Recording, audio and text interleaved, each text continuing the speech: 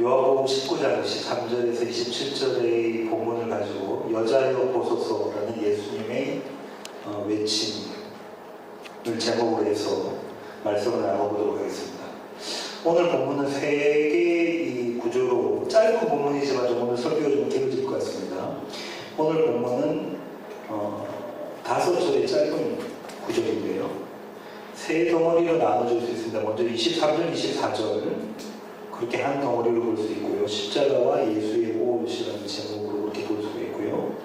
그 다음에 25절을 십자가 주변의 여인들 이렇게 볼 수가 있고요.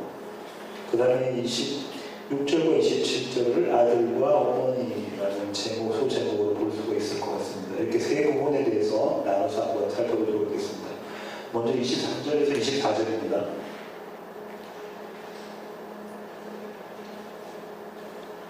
십자가와 예수님의 옷.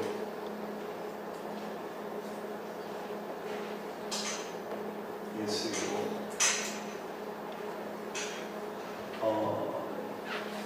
23절부터 24절 한번 같이 한번 읽어볼까요? 시작. 군인들이 예수를 십자가에 못 박고 그의 옷을 취하여 네 깃의 나무 각각 한 깃씩 얻고 속옷도 취하니 이 속옷은 호지 아니하고 위에서부터 통으로 짠 것이라. 군인들이 서로 말하되 이것을 찢지 말고 누가 오나 제비 꼽자 하니 이는 성경에 그들이 내 옷을 나누고 내 옷을 제비 꼽나이다 한 것을 응하게 하려 합니다. 군인들은 이런 일을 하고 여기까지입니다. 이 장면에서 보면 예수님께서는 십자가 처형을 받으십니다. 십자가에 달려 계시고요. 근데 군인들이 나와요. 이 군인들은 아마 4명일 것이다 라고 학자들은 이야기를 합니다. 사도행전 12장 4절 한번 볼까요?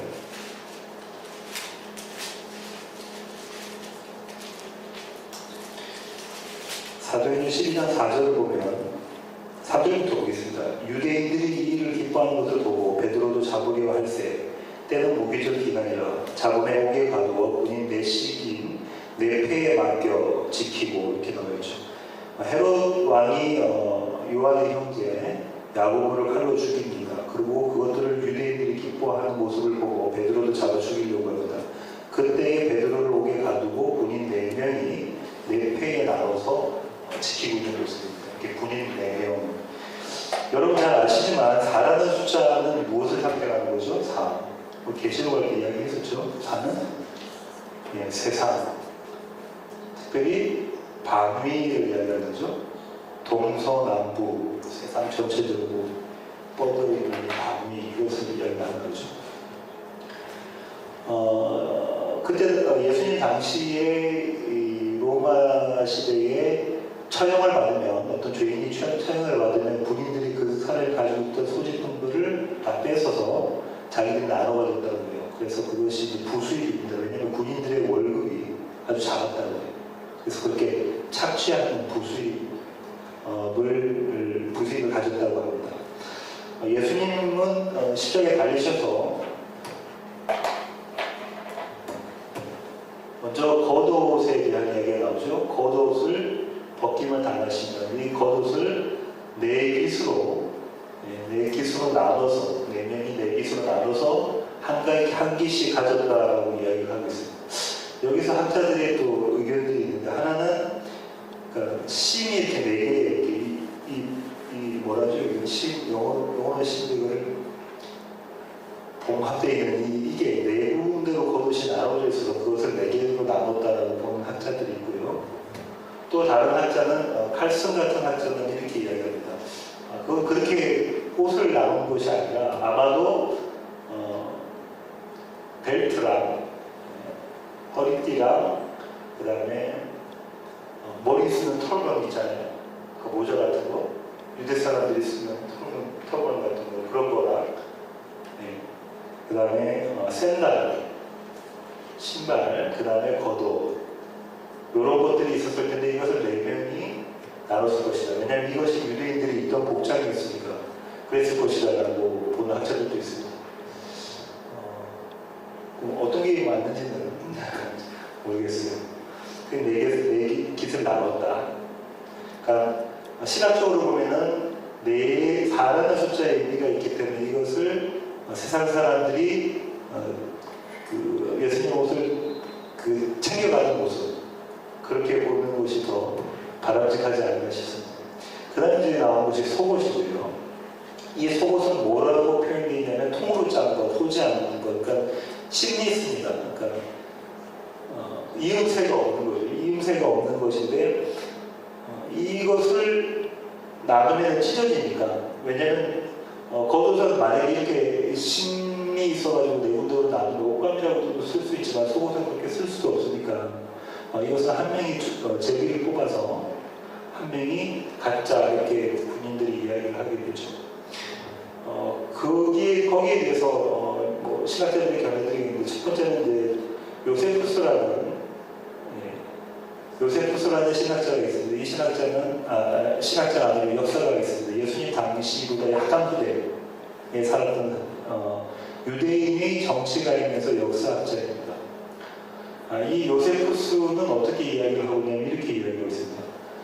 이것은 코지하는 것을 입고 있으면서 이것을 찢지 않아야 되는 것은 대제사장들의 옷이었다. 그러니까 이 속옷이 여러분 지금 우리가 생각하듯이 이런 속옷이 아닙니다. 긴 속옷이고 아마 반팔이었을 거고 살이 직접 대제사장이 입던 그런 속옷이었다고 이야기를 하고요. 특별히 요세푸스의 의견을 지지하는 레몬드 브라운 같은 학자는 이렇게 이야기합니다. 레위기 21장 한 10절 한번 찾아보겠습니다.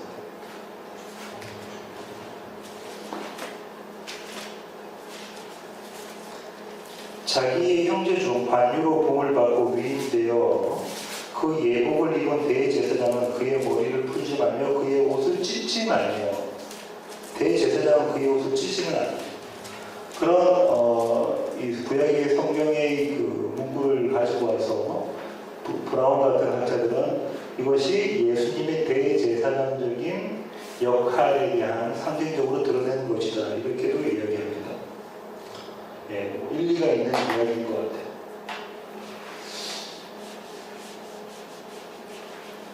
아까 앞서 말씀드렸던 칼슨 같은 학자들은 또 어떻게 이야기하냐면 이렇게 이야기합니다. 예수님의 죽음과 옷을 함께 다루고 있는 본문이 요한복음에서 2군데가 있는데 지금 우리가 보고 있는 이 본문입니다. 그죠? 19장 23절부터 24절이고요. 또 한 가지 더 본문인데 그 본문은 13장 1절부터 20절까지입니다. 23장 하면 여러분 생각나시죠?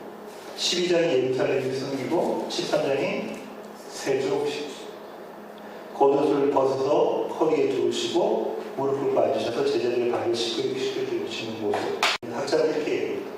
이것은 이 세족이 예수님의 섬김, 낮아지심에 대한 이야기인데 결국은 이 낮아지심은 십자가로 결론 지어진다라고 이렇게 이야기합니다. 이미 이건 우리가 세족 사건 때 한번 살펴봤던 바입니다.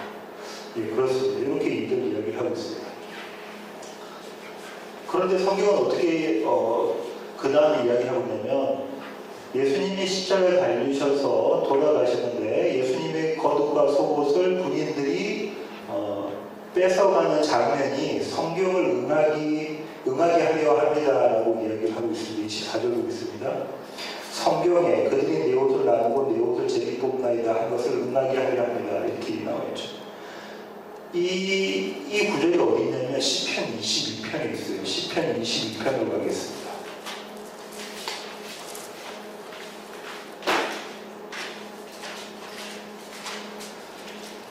시편 22편은 여러분 기억해 주셔야 되는데 이 시편은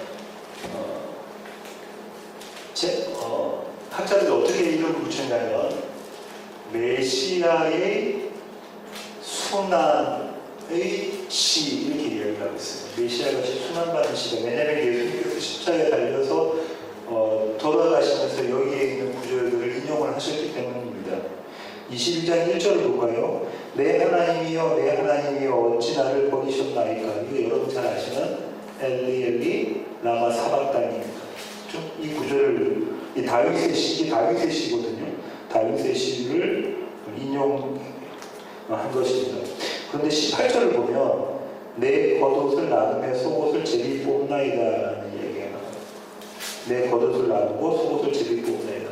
결국은 이 구약의 성경 구절을 이루기 위함이다라고 요한이 해석을 합니다. 그냥 구약에 이런 구절이 있으니까 이것을 이루기 위한 것이다라고 볼 수도 있겠지만 성경이 그렇게 의미 없이 이렇게 하지는 않았겠죠. 그래서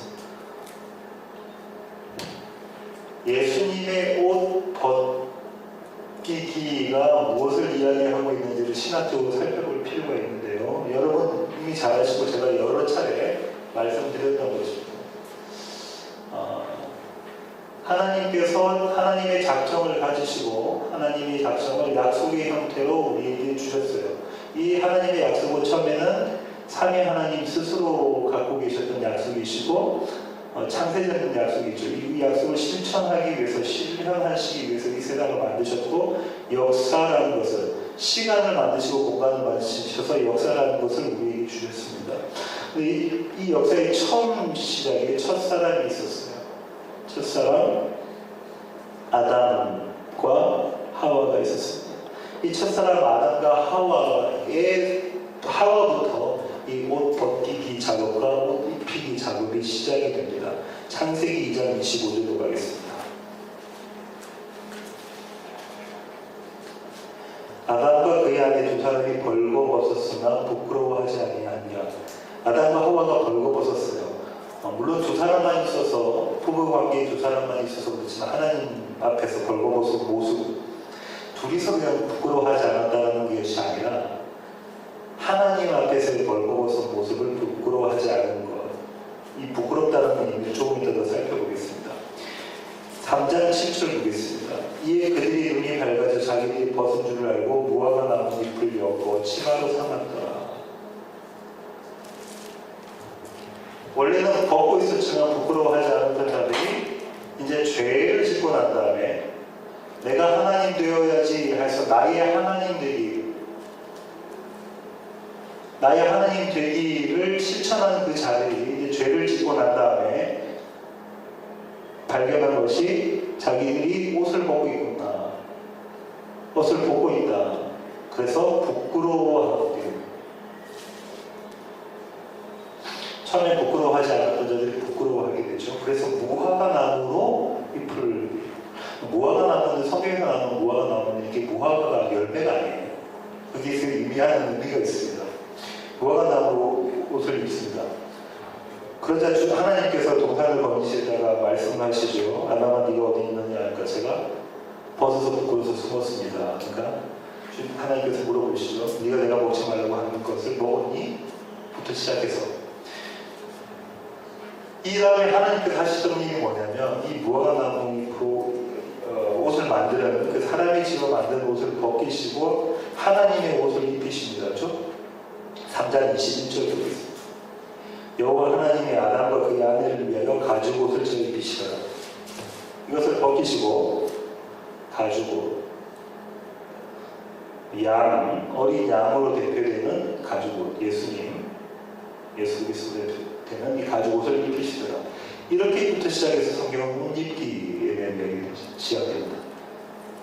자신이 자신의 부끄러움을 감추기 위해서 입었던 옷을 하나하나 벗기시고 하나님께서 하나님이 원하시는 옷을 입히시는 장면이 나옵니다. 이 장면들이 계속해서 나옵니다. 창세기 9장으로 갈까요? 9장 20절에서 23절을 보겠습니다. 노아가 농사를 시작하여 포도나무를 심었더니 포도주를 마시고 취하여 그 장막 안에 벌거벗은지라. 옷 벗고 있는 노아의 모습이 나타납니다. 그렇죠? 다 벗고 있었겠죠. 가나안의 아버지 함이 그의 아버지 하체를 보고 밖으로 나가서 그의 두 형제에게 알리매. 그래서 함은 저주를 받습니다. 사실상 가나안이 함의 아들이 가나안이 저주를 받게 되죠. 그런데 23절 보세요. 셈과 야벳이 옷을 가져다가 자기들의 어깨에 메고 뒷걸음쳐 들어가서 그들의 아버지 하체를 덮었으며 그들의 얼굴을 돌이키고 그들의 아버지 하체를 보지 아니하였더라. 누군가 들어가서 아버지의 수치를 가리는 작업을 합니다. 옷을 덮는 작업을 해요. 결국은 그 부끄러움을 드러내지 않고 누군가 가서 그 위에 옷을 덮어주는 모습. 그 누군가가 예수님을 이야기하고 있는 것이겠죠. 이 얘기가 계속해서 또 나옵니다. 이제 노아의 얘기가 나왔잖아요. 그 다음에 요셉을 한번 볼게요. 야곱의 아들 요셉을 한번 보겠습니다. 창세기 37장 3절. 요셉은 노년에 얻은 아들이므로 이스라엘이 여러 아들들보다 그를 더 사랑함으로 야곱이 여러 아들들보다 그를 더 사랑했단 말이죠. 그를 위하여 채색 옷을 지었더니 그 다음에 23절 보겠습니다. 요셉이 형들에게 이르매 그의 형들이 요셉의 그가 입은 채색 옷을 벗기고 이렇게 이야기하고 있습니다. 요셉의 채색 옷. 여러 색깔의 옷인데 이 옷 이야기할 때 이 옷이 어떤 단어로 쓰여졌냐면 아까 예수님이 입으셨던 속옷하고 똑같은 단어로 쓰입니다. 여기서도 보세요. 요셉의 옷을 벗기는 작업이 또 있습니다죠. 그래서 이 세상 사람들이 요셉의 옷을 벗기려고 하는 그런 모습들, 마치 예수님의 옷을 벗기는 군인들의 모습, 병사들의 모습처럼 그런 모습들이 등장을 하게 됩니다. 또 나오는 데가 있는데요. 이번에는 루키를 가보겠습니다. 루키 3장 9절. 사사기 시대에 있었던 여인의 이야기 있습니다. 루키 3장 9절. 이르되 내가 누구냐 하니 대답하되 나는 당신의 여종 루시오니 당신의 옷자락을 펴 당신의 여종을 덮으소서.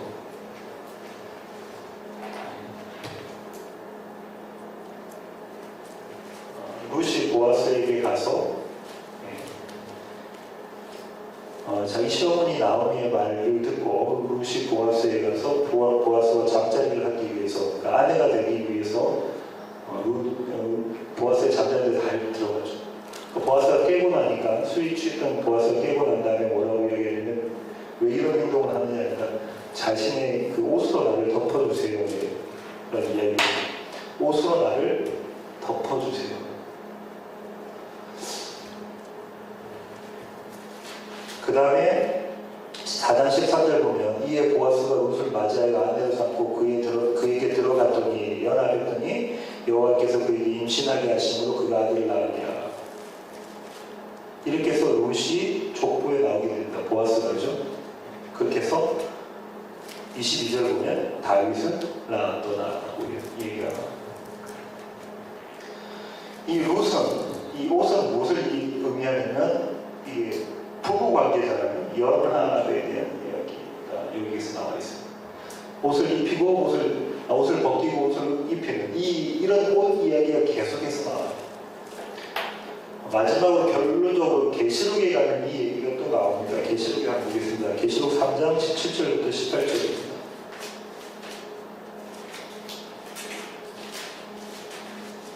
계시록 3장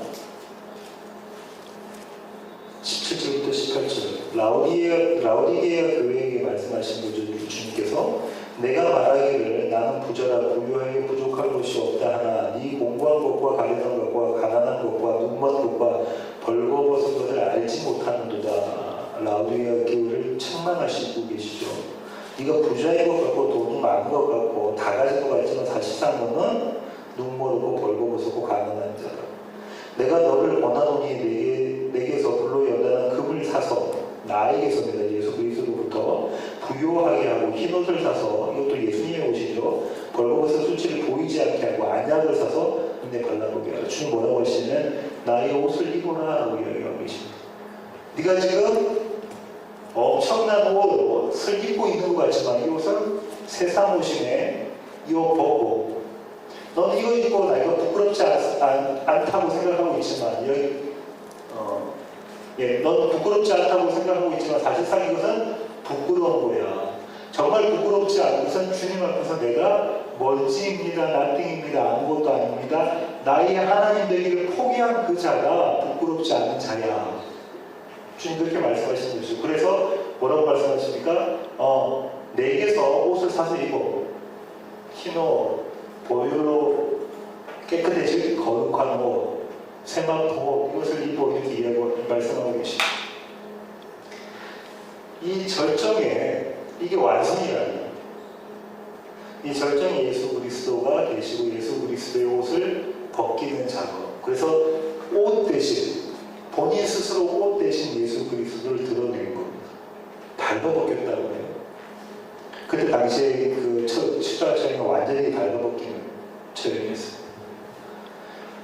유대 사람들에게는 이런 처형이 얼마나 부끄러운지 모릅니다. 왜냐하면 공개적으로 그 명예를 존중했던 유대 사람들에게는 옷을 완전히 발버벗기고 죽는 것이 아주 부끄러운 거죠.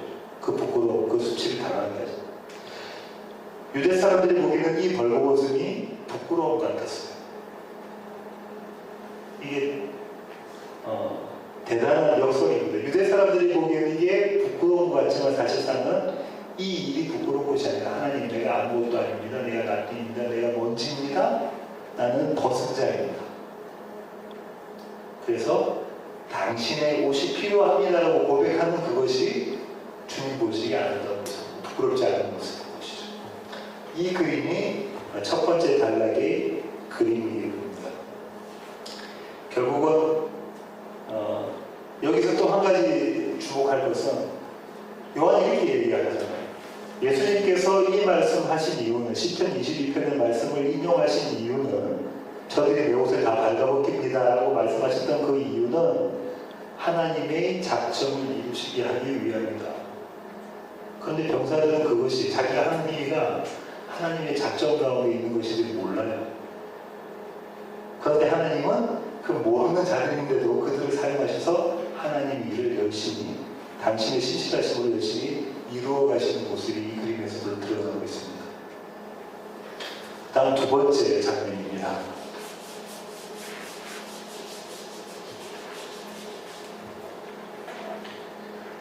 (25절이고요)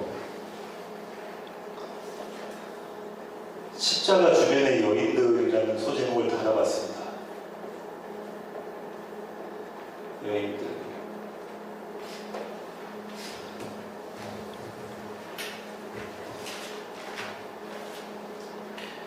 예수의 십자가 곁에는 그 어머니와 이모와 글로바의 아내 마리아와 막달라 마리아가 섰는지라. 일단은 어머니가 있었다 그러죠? 어머니. 이름이 뭔가요? 마리아죠.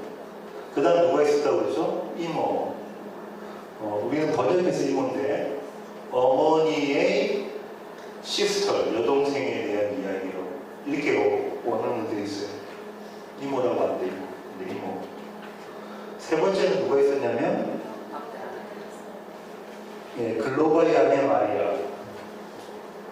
글로바의 아내 마리아. 네 번째는 막달라 마리아.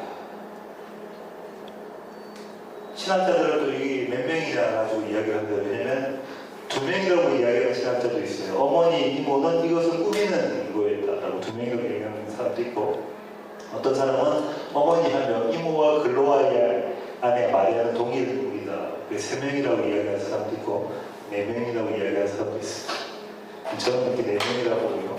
이거는 요한복음에 나와 있지만 마태복음과 마가복음에도 이렇게 이런 여인들이 나와 있는데요. 마태복음에는 세베대의 아들들의 어머니 이렇게 나와 있어요. 그 다음에 야고보와 요셉의 어머니, 야고보와 요셉의 어머니, 그 다음에 막달라 마리아. 찾아보겠습니다. 마태복음 27장 55절에서 56절입니다.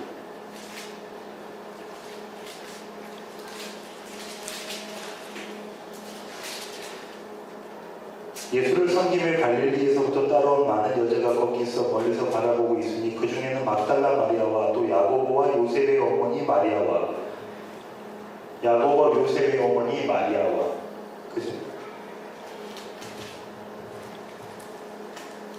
또 세베대의 아들들의 어머니도 있더라. 세베대의 아들들의 어머니도 있더라. 이렇게 나와 있죠. 마가복음 15장 40절 볼까요? 마가복음 15장 47. 멀리서 바라보는 여자들도 있었는데 그 중에 막달라 마리아와 또 작은 야고보와 요새의 어머니 마리아와 막달라 마리아와 야고보와 요새의 어머니 마리아와 그 다음에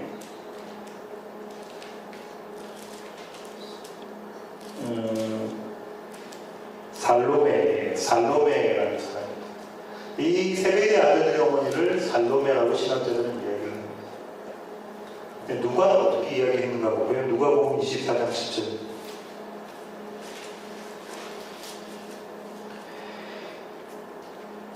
이 여자들은 막달라 마리아와 요한나와 야고보의 모친 마리아, 요한 세베대 아들들이 누구였냐면요. 여기들도 야고보예요. 야고보와 요한이 아들의 어머니 모친 마리아와 또 그 아들과 함께 담는 이 사람을 또 뭐라고 얘기했냐면 마리아라고 해요. 자 보세요. 그러면은 살로메라는 사람은 결국 마리아라는 거예요. 지금 다 이야기하면서 여자들의 이름이 다 뭐예요? 마리아. 그럼 하려고 하는 이야기가 있단 말이죠. 마리아.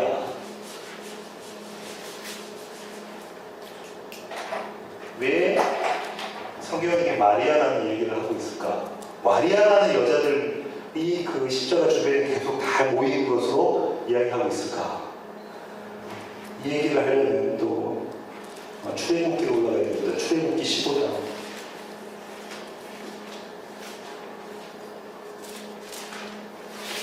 23절 보겠습니다. 22절부터 볼게요.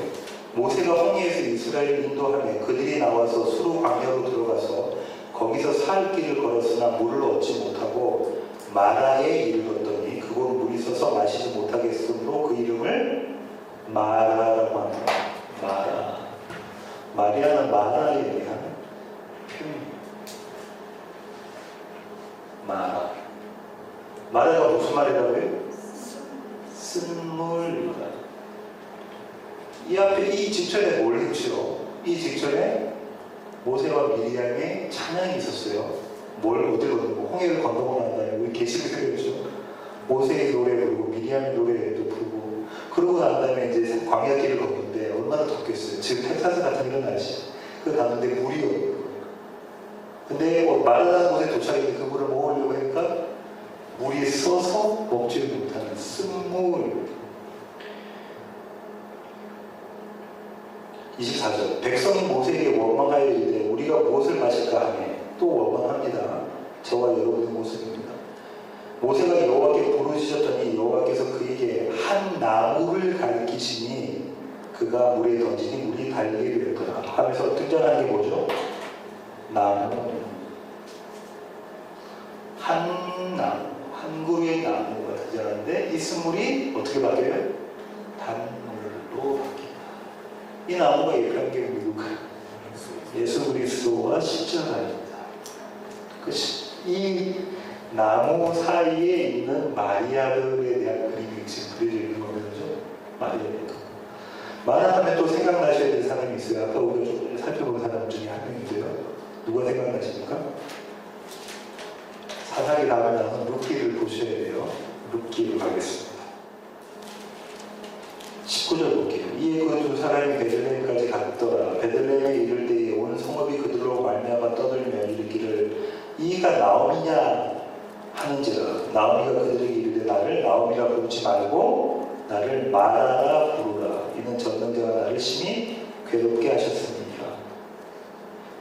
가뭄이 들어서 못 먹게 살게 되니까 나오미 가족이 움직이게 되죠. 그래서 모압 지방으로 갑니다. 그러다 결국 거기서 남편 잃고 아들을 잃고 며느리 한 명을 데리고 가요. 그 며느리가 아까 봤던 룻이잖아요. 근데 룻의 시어머니는 나오미의 원래 이 뜻은 뭐냐면 나오미의 뜻은 즐거움이라는 뜻이에요. 즐거움, 기쁨, 즐거움 이런 뜻이에요. 그런데 나오미가 그러죠. 나를 나오미라고 부르지 말고 마라라고 불러. 마라라고 불러. 그러면서 뭐라고 얘기하냐면 전능자가 나를 심히 괴롭게 하셨습니다. 이 구절에서도 그 구절 안에 들어있는 행간을 읽으셔야 되는데 누가 갔습니까? 어머니가 그 가족 스스로 갔는데 거기서 광야를 걷게 하시고 다시 불러들이시는 하나님의 작정 가운데 있는 고뇌 길로 움직이시는, 그래서 며느리인 룻을 통해서 예수님으로 상징되어지는 보아스를 만나게 하시는 거죠. 그 그림이 그려져 있는 거예요. 이 가운데서 앞에서도 그랬고, 군인들은 자기 그냥 그 당시의 관습대로 그 다음에 자신들의 유익을 위해서 예수님 옷을 벗기고 제비 뽑았는데 하나님의 작정 가운데, 하나님의 약속을 이루시고자 하는 그 작정 가운데 그 일들이 이루어지고 있고, 나오미의 경우도 마찬가지입니다. 나오미의 경우도 나오미가 그렇죠. 하나님께서 그렇게 나를 만드셨다 이렇게 얘기해요. 마지막 세 번째 단락이 26절과 27절인데요.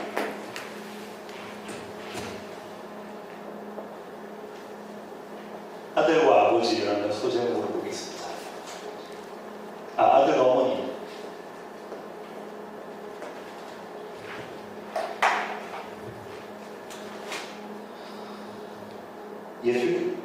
예수께서 자기 어머니가 사랑하시는 제자가 곁에 서 있는 것을 보시고 자기 어머니께 말씀하시되 여자여 보소서 아들이니라 하시고 또 그 제자에게 이르시되 보라 내 어머니라 하시되 그때부터 그 제자가 자기 집에 모시니라.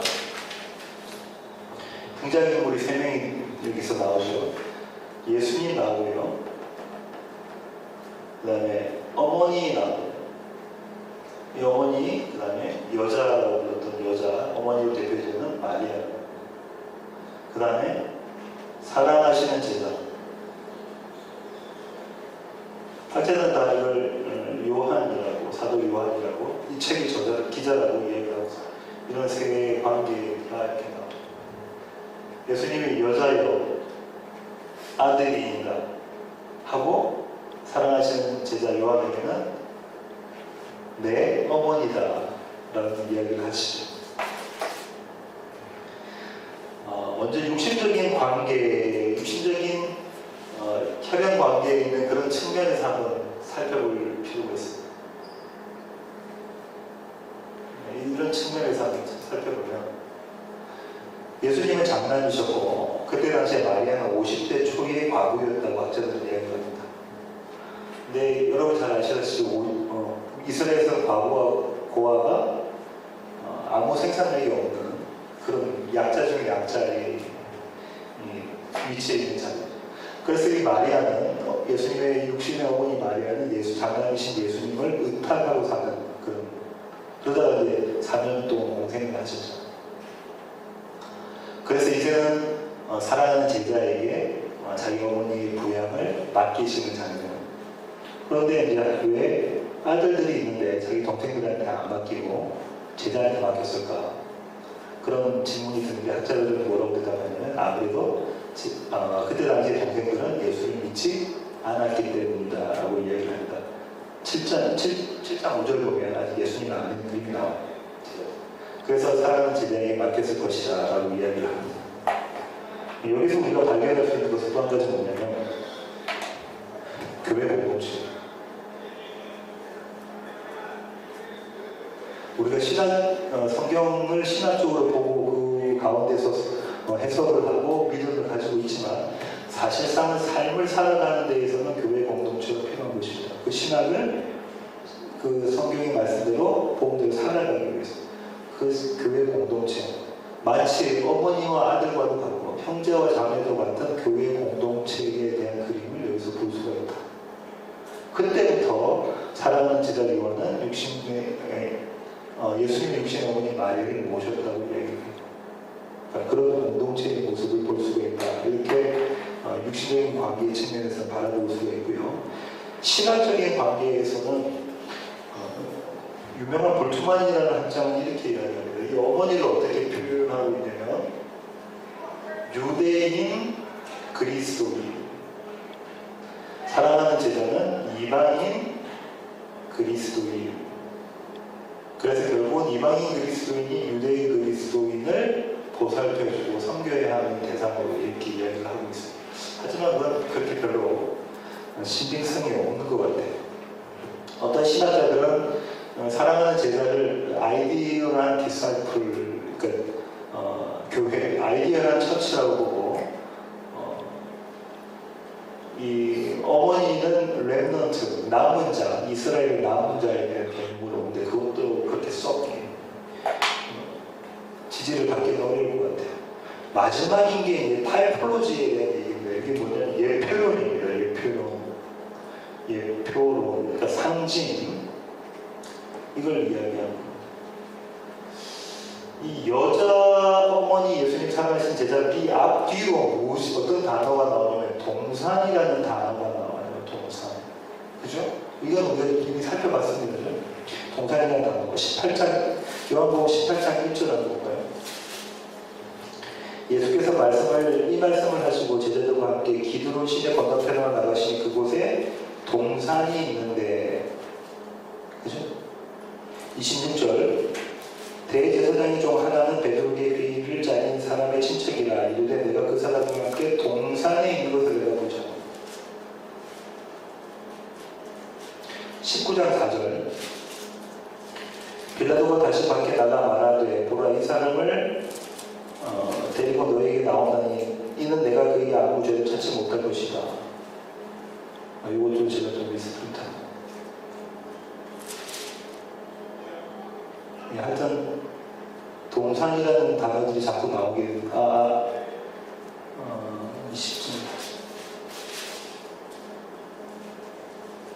20장이요. 아마 41절이네요. 19장 41절 4절이 아니고 예수께서 십자가에 못 박히신 곳에 동산이 있고 동산 안에 아직 사람을 장사할 일이 없는 새 무덤이 있는지라.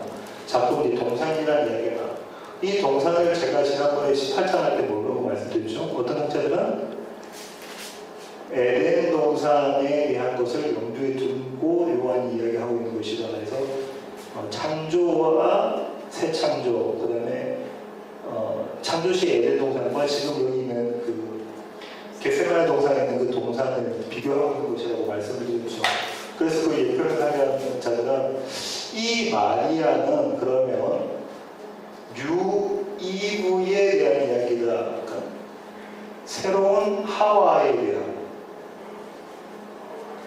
새로운 하와, 두 번째 하와에 대한 얘기다. 바울이 누구 얘기를 하고 있냐면 첫사람 아담, 그죠? 그 다음에 새 사람, 새로운 아담, 새 아담, 둘째 아담, 이 얘기를 하고 있으니까 첫 이브, 하와가 있을 것이고, 이브, 그 다음에 이브, 이런 대표로 신학자들이 바라보는 작품이 나옵니다. 그게 가장 타당하다고 저는 이 예표론이 가장 타당하다고 생각합니다. 왜냐하면 창세기의 여자와 어머니에 대한 얘기가 같이 나와요. 이 여자는 누구에 대한 여자인가요? 첫사람 아담의 아내의 여자죠.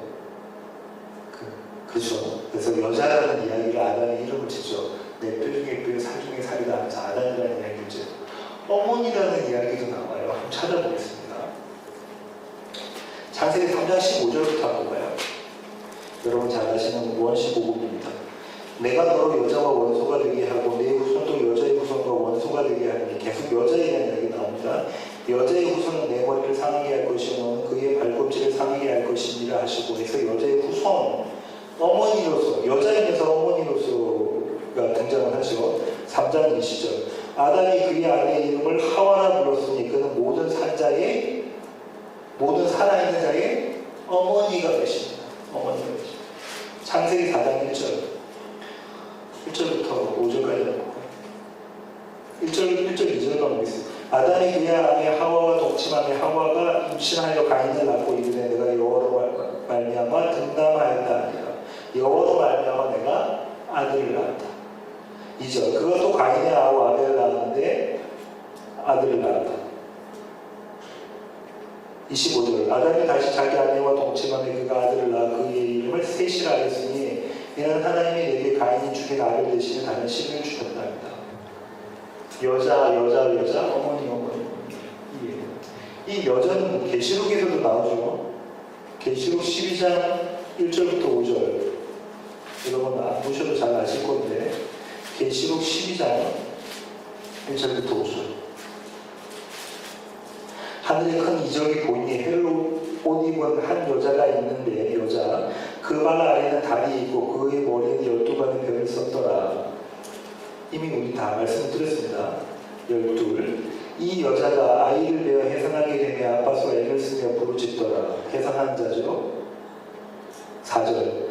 그 꼬리가 하늘의 별 3분의 1을 끌어다가 땅에 던지더라. 용이 해산하려는 여자 앞에서 그가 해산하면 그 아기를 삼키고자 하더니 여자가 아들을 낳으니 이는 장차 첫장으로 만국을 다스릴 남자라.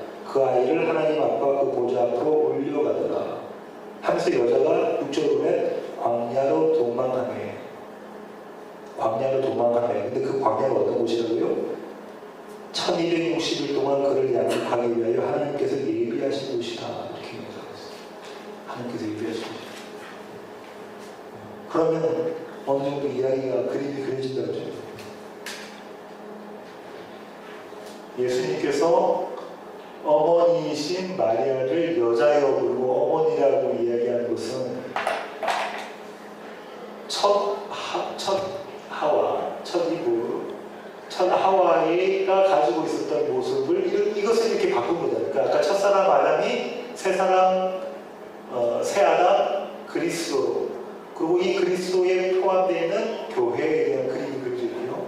또 마찬가지로 첫 하와는 첫 아담 그리스도의 아내로서의 하와 이브. 근데 이 이브의 그림이 같이 그려지고, 근데 이 이브가 누굴 낳죠? 교회를 낳는 그림이 그려지죠. 계시록에서 우리가 항상 살펴봤죠. 이 그림이 이 장면에 그려져 있다. 저는 이 예표론에 동의를 합니다. 시간이 많이 가서 결론을 맺겠습니다.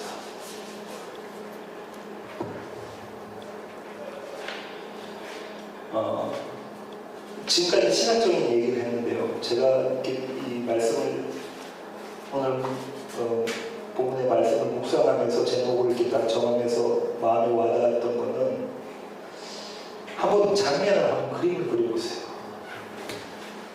십자가에 아들이 이렇게 달려있어요. 육신의 아들이 달려있고 마리아는 여기서 이렇게 아들을 쳐다보고 있겠죠. 이 장면에서 예수님이 마리아 보고 보소서 여자요. 여자의 보소서 아들입니다. 아들입니다. 라는 이해를 하고 있다는 거예요. 이때 마리아는 어떤 생각이 들었을까를 상상해봤어요. 육신의 아들이 거기서 사람이 죽는 방법 중에 가장 잔인하다는 방법으로 죽고 있는 그 장면을 보고 있는 육신의 어머니 마리아한테 어떤 감정, 어떤 마음이 들었을까 하는 생각을 해봤어요. 누가복음 1장 26절로 가고 있습니다. 1장 26절. 제가 읽겠습니다. 여섯째 달에 천사 가브리엘이 하나님의 보내심을 받아 갈릴리 나사렛이라는 동네에 가서 다윗의 자손 요셉이라 하는 사람과 약혼한 처녀에게 이르니 그 처녀의 이름은 마리아라. 그에게 들어가 이르되 은혜를 받은 자여 평안할지어다. 주께서 너와 함께 하시도다 하니 처녀가 그 말을 듣고 놀라 이런 인사가 어찌하니가 생각하며 천사가 이르되 마리아여 무서워하지 말라. 네가 하나님께 은혜를 입었느니라. 보라 네가 잉태하여 아들을 낳으리니 그 이름을 예수라 하라. 그가 큰 자가 되고 짙게 높으신 이의 아들이라 일컬어질 것이요 주 하나님께서 그 조상 다윗의 왕위를 그에게 주시니 영원히 야곱의 집을 왕으로 다스릴 것이며 그 나라가 무궁하리라. 마리아가 천사에게 말하되 나는 남자를 알지 못하니 어찌 이 일이 있으리이까. 천사가 대답하여 이르되 성령이 내게 임하시고 지극히 높으신 이의 능력이 너를 덮으시니 이러므로 나실 바 거룩한 이는 하나님의 아들이라 일컬어지리라. 37절 볼까요? 대저 하나님의 모든 말씀을 능하지 못하심이 없느니라. 마리아가 이르되 주여 여종이 오니 말씀대로 내게 이루어지다 하며 천사가 떠나갑니다. 마리아와 예수님의 관계를 이렇게 시작합니다. 그죠? 처녀인데 남자도 모르고 그냥 일상을 살아가는 그 어떤 한 여인에게 승물이라는 이름을 갖고 있는 한 여인에게 천사가 나타나서 하나님의 메시지를 전해. 네가 아들을 낳을 것이니 그 아들이 메시아다. 그것을 믿고 마리아가 생활을 시작하게 되잖아요. 그러다가 마침내 해산할 때가 되어서 해산을 하게 됩니다. 성경의 이야기로 쭉 흘러가죠. 예수님이 12살 때를 한번 보겠습니다. 2장 41절부터 51절. 그의 부모가 해마다 6월절이 되면 예루살렘으로 가더니 예수께서 12살 되었을 때에 그들이 이 절기의 관례를 따라 올라갔다가 그 날들을 마치고 돌아갈 때에 아이 예수는 예루살렘에 머무셨더라. 그 부모는 이를 알지 못하고 동행 중에 있는 줄을 생각하고 할 길을 간 후 친족과 아는 자중에 찾되 만나지 못하며 찾으면서 예루살렘에 돌아갔더니 사흘 후에 성전에서 만난즉 그가 선생들 중에 앉으사 그들에게 듣기도 하시며 묻기도 하시니 듣는 자가 다 그 지혜와 대답을 놀라게 여기더라. 그의 부모가 보고 놀라며 그의 어머니는 이르되 아이야 어찌하여 우리에게 이렇게 하였느냐. 보라 내 아버지와 내가 근심하여 너를 찾았노라. 예수께서 이르시되 어찌하여 나를 찾으셨나이까. 내가 내 아버지 집에 있어야 될 줄 알지 못하셨나이까 하시니 그 부모가 그가 하신 말씀을 깨닫지 못하더라. 예수께서 함께 내려가서 나사렛에 이르러 순종하여 받으시더라. 그 어머니는 이 모든 말을 마음에 듭니다. 마리아는 지금 무슨 생각하고 있는 거죠? 잉태하기 전에 주님께서 주셨던 그 말씀, 그 약속을 믿고 그 약속이 이 자신의 아들의 삶 가운데서 어떻게 이루어지는 것을 소망하며 기대하고 있는 자녀의 모습이었어요. 근데 그 기대가 한순간에 무너집니다. 십자가에 달려 예수님께서 자기 아들을 죽잖아요. 육신적으로는 장남의 죽음이에요. 자신의 장남의 죽음. 영적으로는 그분이 메시아라면서요. 하나님의 아들이라면서요. 하나님의 죽음이에요. 마리아가 제 생각으로는 이래서 마리아가 하나님 이게 뭡니까? 이게 뭐야? 그 만나. 하나님 이게 뭡니까? 하나님께서 말씀하시는 메시아가 이 모양으로 죽게 되네요.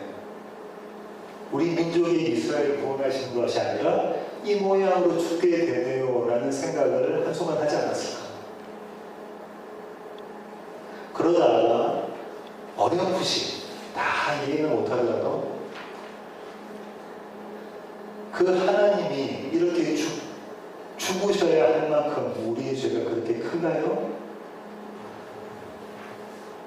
다른 사람들에 의해서 침뱉음을 받으시고 옷까지 다 벗겨서 발가벗은 채로 십자가에 달려 죽으실 만큼 우리의 죄가 그렇게 큰가요? 라고 생각하지 않았을 거죠. 그러다가 이내그 우리가 나로 바뀌게 되겠죠. 주님, 제 죄가 하나님이신 당신이 저 모양으로 돌아가신 만큼 그렇게 큰 것입니까?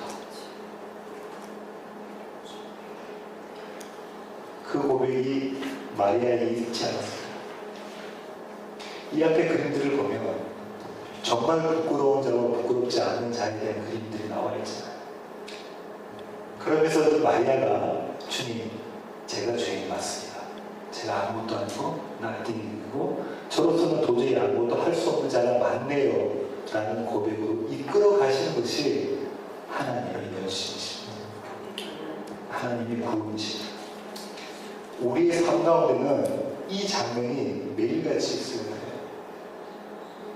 예수 하나님 한 번 믿고 나니까 이제부터는 열심히 성령의 능력으로 힘입어 내가 멋진 자가 한번 되보리라.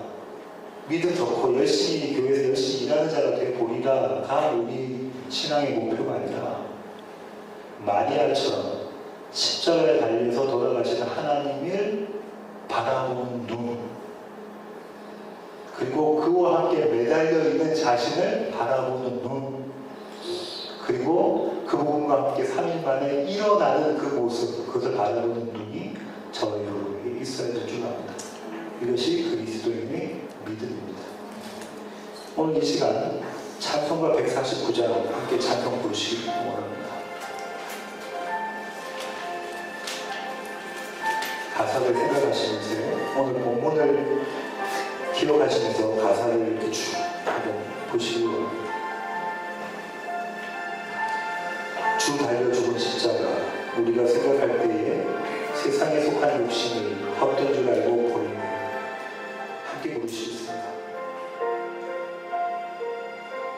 주 달려 죽은 십자가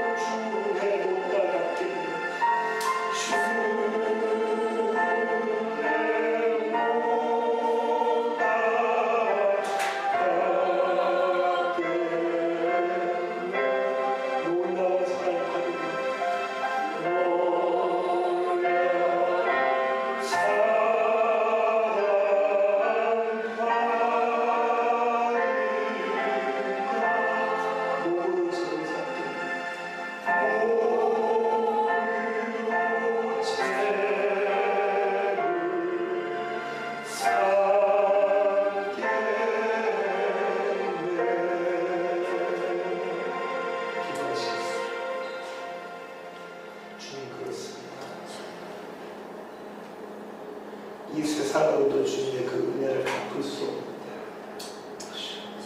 하나님, 우리는 이 세상의 삶을 살아가면서 그 십자가를 멀리하는 모습들을 우리 삶에서 바라봅니다. 하나님, 십자가 주변의 마리아들이 십자가를 바라보며 그 나무로 말미암아 쓴물이 단물이 되었던 것처럼 우리의 삶이 예수 그리스도로 말미암아 단물이 되어질 수 있도록 저희들을 붙잡아 주시옵소서. 하나님, 한순간도 나로서는 그 일을 가능하지가 않고 한순간도 주님 없이는 이루어질 수 없는 그 일이오니 그래서 내 안에 계시는 그분으로 하여금 그 일들을 열심히 이루어 가실 때 그 주님을 찬양하는 그 찬양의 노래가 우리 가운데 끊이지 않게 하여 주시옵소서. 하나님, 여자여 보소서 아들이니이다. 주님의 그 말씀이 우리의 매일의 삶 가운데 울려나게 하여 주시옵소서. 이제는 우리 주 예수 그리스도의 놀라우신 그 사랑과 한순간도 우리를 놓지 않고 붙잡고 계시는 하나님의 그 은혜와 우리 안에 내주하셔서 우리로 하여금 십자가를 바라보게 하시고 주님을 소망하게 하시며 완성된 그날을 기대하게 하시는 성령님의 충만하심이 이제 주님 앞에 머리 숙여 세워지는 그의 모든 지체는 머리 위에 이제부터 영원토록 함께 하시기를 예수 그리스도의 귀하신 이름으로 간절히 축원하옵나이다.